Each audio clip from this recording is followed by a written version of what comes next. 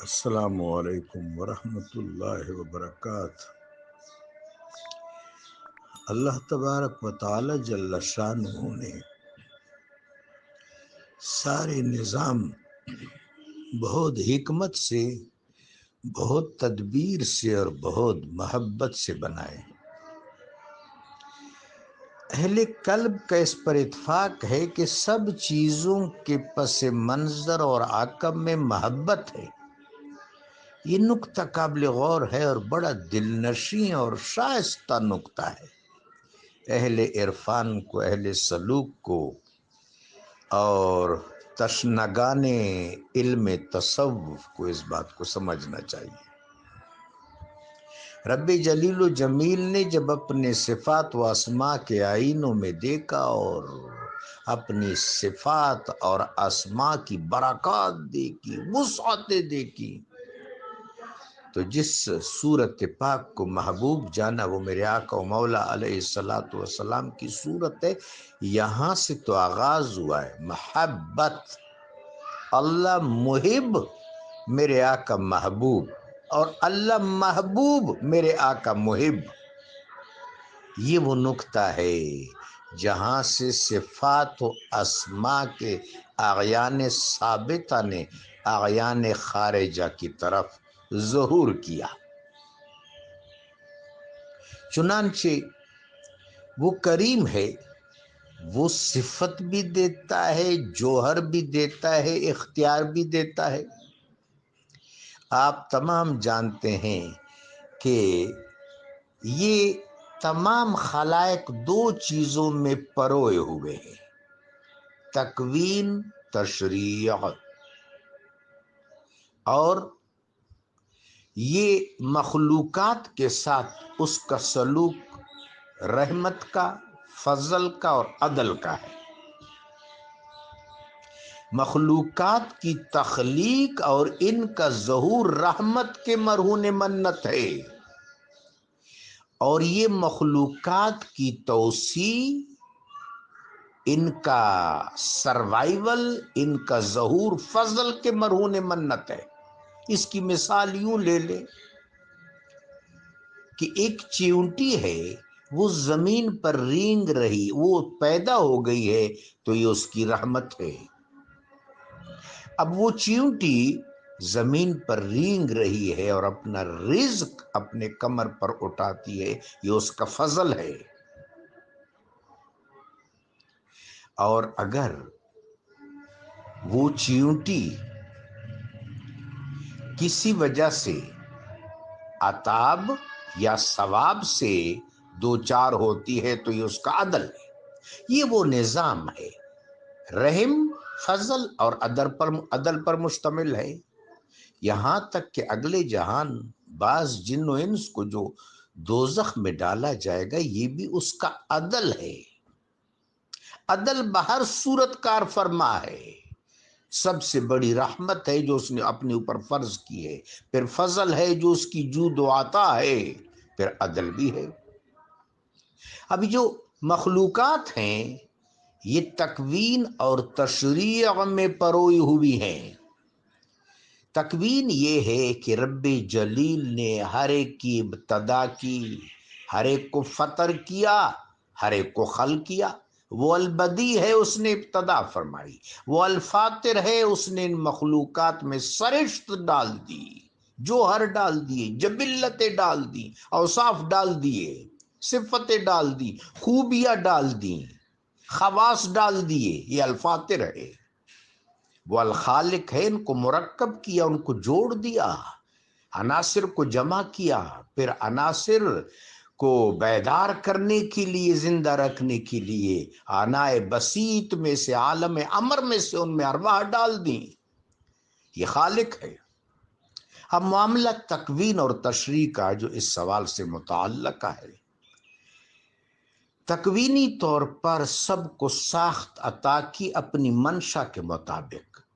آسمان کو کس طرح رفعت دینی ہے، سورج میں کس طرح توانائی کا منبع اور روشنی اور نور ڈالنا ہے، چاند کو کیسے شفاف بنانا ہے، ستارے کو کس طرح تابناک بنانا ہے، شہاب ثاقب میں کس طرح سرعت پیدا کرنی ہے، بادلوں کو کس طرح روا رکھنا ہے، بجلی میں کیا گرج رکھنی ہے، زمین میں کیا ہریالی رکھنی ہے، اس میں جبال بھی رکھنے ہیں، سہول بھی رکھنے ہیں، اس میں ہوا بھی، اس میں آب بھی، اس میں پھول پتا بھی، اس میں رزق بھی، یہ سارا تکوین ہے۔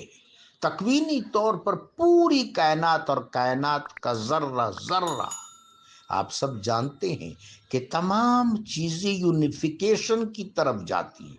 آپ یہ زمین کا نظام دیکھیں جہاں انواع و اقسام اتنے کہ کوئی نہیں گن سکتا۔ وہ جو باٹنی کا ماہر ہے وہ نباتات کی اقسام گن نہیں سکتا، جو زولوجی کا ماہر ہے وہ حیوانات اور بہائم کے اقسام گن نہیں سکتا، وہ جو سٹونز کا ماہر ہے، جمادات کا ماہر ہے، پتھروں کے اقسام نہیں گن سکتا۔ یہ زمین پر ایک پلینٹ پر جو خلائق کے اقسام و انواع ہیں کوئی نہیں گن سکتا، لیکن جب یہ تمام چیزیں سمٹتی ہیں تو خاک میں سمٹ آتی ہیں، تحلیل ہو جاتی ہیں، الگ سے ان کا وجود نہیں رہتا، اور پھر خاک سے آب میں، پھر آب سے بعد میں، پھر بعد سے خیال میں، اب ان کا وجود ہی باقی نہیں رہتا، صرف خیال بن جاتی ہیں اور کبھی خیالتی، پھر خیال سے رتق میں، رتق سے مثال میں، یہاں پر عالم عناصر ختم ہو جاتا ہے اور عالم بالا شروع ہو جاتا ہے، عالم ماوا شروع ہو جاتا ہے۔ ذرا اس کی نیرنگیاں اور بو کلمونیاں دیکھیں، الحمدللہ رب العالمین، الحمدللہ رب العالمین، والصلاة والسلام علی رحمت للعالمین۔ یہ تکوین ہے۔ یہ تمام چیزیں بالآخر ایک نقطہ کی طرف بڑھتی ہیں، اور پھر کیا عالم مثال رک جاتا ہے؟ عالم مثال کو پھر اسینڈنگ آرڈر میں لے جائیں، یہ تو ڈسینڈنگ آرڈر ہے کہ نیچے آ رہا ہے، پھیل رہا ہے، متنوع ہو رہا ہے۔ پھر جو اسینڈنگ آرڈر ہے، یہ مثال اوپر جا کے میثاق، یہ میثاق اوپر جا کے ملکوت، ملکوت اوپر جا کے جبروت، جبروت اوپر جا کے عالم امر، عالم امر اوپر جا کے عالم معانی، عالم معانی اوپر جا کے عالم جوہر، عالم جوہر اوپر جا کے عالم الطاف، عالم الطاف اوپر جا کر نور محمدی، نور محمدی تعین اول ثانیہ اول، یہ اوپر جا کے کن، اور کن سے پہلے ہاہوت اور لاہوت ہے۔ تکوین تو یہ ہے کہ تمام چیزوں کو تکوینی طور پر ابتدا بھی فرمایا، مفتر بھی فرمایا، مخلق بھی فرمایا، پھر تشریح بھی ہے۔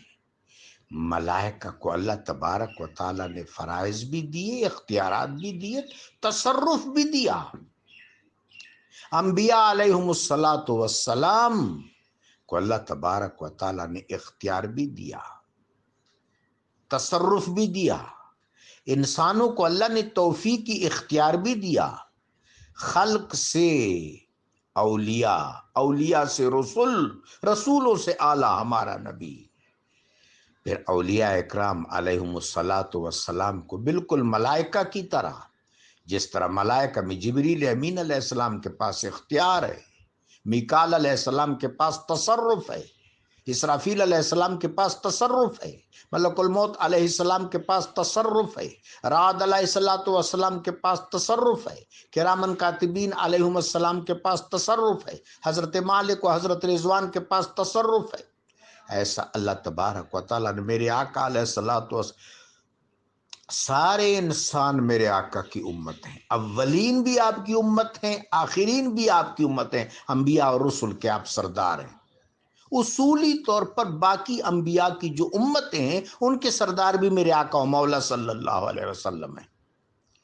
تو میرے آقا علیہ السلام کی متابعت میں، آپ کی اطاعت میں، آپ کی غلامی میں، آپ کی محبت سے جو فیضیاب ہوئے، پھر کوئی قطب الارشاد ہے، کوئی قطب المدار ہے، کوئی غوث ہے، کوئی عروس ہے، کوئی نجیب ہے، کوئی عرفاء میں سے ہے، کوئی نجبا میں سے ہے، کوئی نقبا میں سے ہے، کوئی عروس میں سے ہے، کوئی رجال الغیب میں سے. بہت سے منصب ہیں، بہت سے مرتب ہے. بعض سے ہم آگاہ ہیں، بعض کو اللہ تبارک و تعالیٰ نے چھپایا ہوا ہے. حضرت شیخ ابو بکر القطانی رحمۃ اللہ علیہ فرماتے ہیں، حضرت خضر سے کلام کرتے ہوئے علیہ السلام، اولیاء فی قبائل یعلمہم غیری، ان کو اللہ نے جہاں معرفت عطا فرمائی ہے، جہاں اپنی محبت سے نوازا ہے، جہاں اپنا قرب عطا فرمایا، وہاں تصرف بھی دیا ہے. حکیم الامہ حضرت اقبال نے بو علی قلندر رحمۃ اللہ علیہ کا واقعہ اسرار و رموز میں نقل کیا ہے کہ علاء الدین خلجی کو جو خط بھیجا اس میں کیا تھا؟ از فقیر سوئے سلطان نویس، فقیر سے، اللہ کے دربار کے فقیر سے سلطان کی طرف نامہ لکھو. باز کن ای عامل بدگوہرے، اس بدگوہر عامل کو معزول کر دو، وگرنہ ملک تو بخشم با دیگرے، ورنہ میں تیری بادشاہی دوسرے کو بخشتا ہوں. یہ ہے تصرف. جزاکم اللہ.